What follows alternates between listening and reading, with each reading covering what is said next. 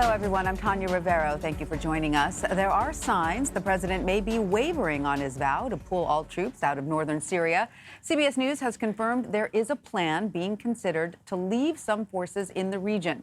We're expecting remarks from the president to be fed back to us momentarily. This all comes as American military vehicles and troops departed Syria for western Iraq early today. These troops had been supporting America's Kurdish allies in the fight against ISIS. Now those Kurdish fighters are leaving border areas as part of a ceasefire brokered between the U.S. and Turkey. That ceasefire runs out tomorrow night, and Turkey has vowed to continue its military assault if the Kurdish fighters are not out by then. Turkey says it needs to clear out the Kurds from a 20-mile strip in order to resettle refugees. Let's bring in now Weijia Jiang and Siobhan Hughes. Weijia is a CBS News White House correspondent, and Siobhan is a Capitol Hill reporter for the Wall Street Journal. Weijia, let me start with you. We just heard the president expound on a variety of issues, but on the issue of possibly keeping troops in Syria, what is the president weighing exactly, especially after he spent days defending pulling out troops? And we heard him again say, I was elected on two things, to build the wall and to bring troops back. So he's sort of at the same time saying, I want to bring them back, but at the same time saying, I'm leaving a few there. Right. He's trying to have it both ways, and he can't. But the president continues to talk about how when he was at a recent rally, he talked about bringing the troops home, and the crowd went crazy, and that sort of justifies his decision to have those troops withdraw from Syria. But, Tanya, it's important to remember they're not coming home. They're being relocated to Iraq, and then eventually they will come home. And this is something that actually the defense secretary tweeted during that cabinet meeting, and he seemed to acknowledge that they had to talk about this because there's growing criticism about the fact that the president doesn't seem to know where those troops are going. And Esper tweeted that they will be temporarily moved elsewhere, but eventually coming home. So, yes, we know that plays very well with his base. But we also know how important it is for Republican lawmakers to honor alliances with these Kurdish fighters who have laid their lives on the line to partner up with the U.S. and fight ISIS. And that's why we saw so much criticism from them about the president's decision.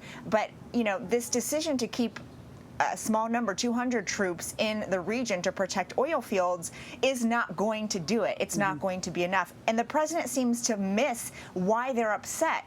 You know, for him, he just said if it's not about the oil and protecting that region, there's no reason to stay. Of course, the critics say, yes, of course there is. And it's because these are our brothers on the field, and we need to stick by the Kurds and not leave them to fend for themselves against the Turkish military. So he's clearly being pulled in two directions, and this is not the right resolution. And Siobhan, you know, we just heard the president say we never agreed to protect the Kurds for the rest of their lives. And he seemed to dismiss or diminish any sort of allegiance we might have for the Kurds or any sort of debt we might owe them for the fight that they provided against ISIS. So do we think that the lawmakers then who were critical of the president will change their tune if this small force is kept in Syria?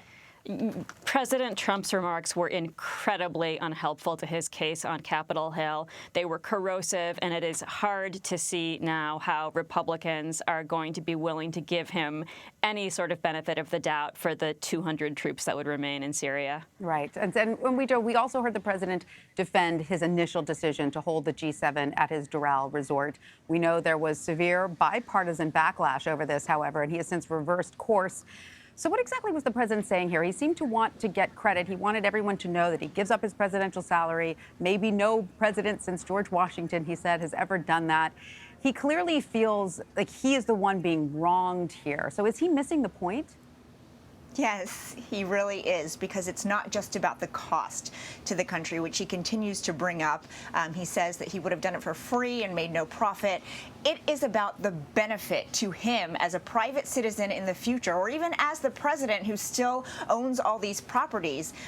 You cannot accept gifts from a foreign government, period. And the president doesn't seem to understand that, because he says it would not be accepting money because he would not take money for this, that really he just wants to host world leaders in the best place that he can imagine, and it happens to be his own resort. But this is a billboard, whether he likes it or not, and he knows it. I mean, he has done business for so long. He understands the benefit that would come along with hosting these leaders at his resort, and sort of, around the world. It would be a commercial playing in all these countries to say, hey, if it's good enough for these leaders, it's good enough for you. But he doesn't acknowledge that. And so he really doesn't seem to understand why it is wrong to accept this from other governments. And of course, that is something that we're seeing at the middle of the impeachment inquiry as well, when he asked Ukraine to investigate his political rival, Joe Biden.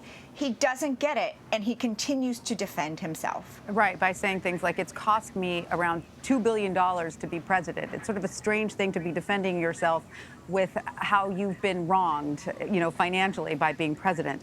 But Siobhan, are Republicans breathing a sigh of relief that formally the event won't be held at the president's resort now? I know they've struggled with trying to defend that. Absolutely, because without the G7 being held at the Doral at Mr. Trump's resort, that takes an issue off the table. Republicans no longer have to defend the decision, and if a reporter raises it, Republicans can simply say, it's not going to happen, I'm not commenting on that. Right. And Weijia, the president said today Republicans need to be tougher on impeachment. I mean, he had this sort of, he reserved some words for Mitt Romney and sort of praised the Democrats for their viciousness and the fact that they at least stick together. So is he sending a subtle message, or not so subtle message, to his Republican colleagues? Well, I think this reversal is a great example of a message that he acknowledges he needs these Republican senators right now. Remember, the backdrop here in Washington, really around the country, but certainly here, is this impeachment inquiry.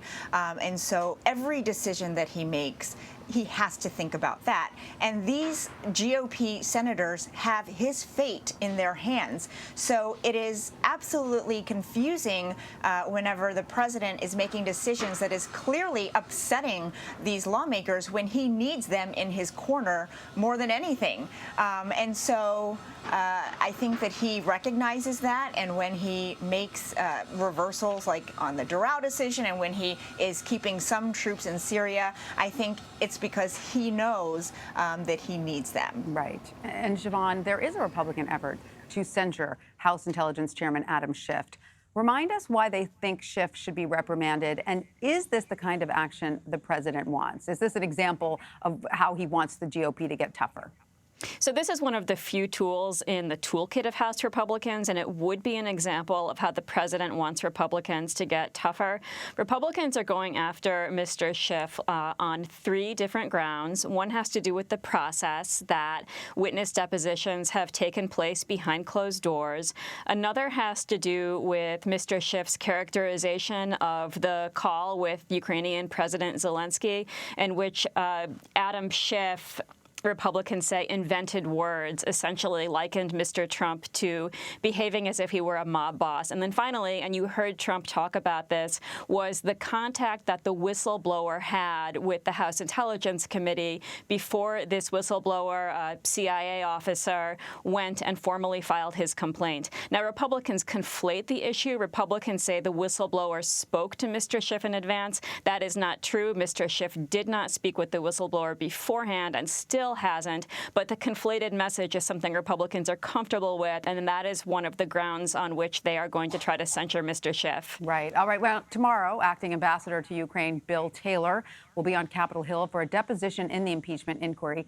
He's the one who had texted the ambassador to the EU, Gordon Sondland, quote, "I think it's crazy to withhold security assistance for help with a political campaign." So, Siobhan, what kinds of questioning, then, may he face tomorrow? Well, Democrats are clearly going to want more context around that text. It seems pretty clear that Mr. Taylor understood Gordon Sondland, the U.S. ambassador to the EU, to be saying that there was a specific quid pro quo in which Ukraine had to open investigations in order to get a White House meeting and military aid. But Democrats would like to pin Mr. Taylor down on that. The text is the tip of the iceberg, but clearly not enough. And so, Weijia, is the White House then concerned about Bill Taylor's testimony? Well, officially, they are not concerned about anyone testifying, but certainly there is a growing concern behind closed doors here because they realize with every witness there is a crack in the president's story. President Trump, as we just heard minutes ago, continues to say, read the transcript of the call. It was perfect. The transcript of the call does not matter as much right now, right? Because you have multiple witnesses painting the same story that the whistleblower did about why they were concerned. And Bill Taylor is just the latest to add to that. And this picture shows that there was an ongoing effort led by the president's personal attorney to have Ukraine investigate his political rivals in exchange for other things like a meeting, for aid. And so even though the president continues to say, this transcript is perfect, we're hearing another story. And so that's why it does matter. Initially, the White House counsel tried to block all this testimony with a document that they sent to Nancy Pelosi by saying, until you actually hold a House vote, we're not going to take this seriously. We're not going to provide you any documents, and we're going to block testimony. But that's not working, clearly. And so I think there is growing concern about what all of these testimonies mean, because it means more evidence that supports the whistleblower's case. All right. Well, Weijia Jiang and Siobhan Hughes in Washington, thanks to both of you. Sure.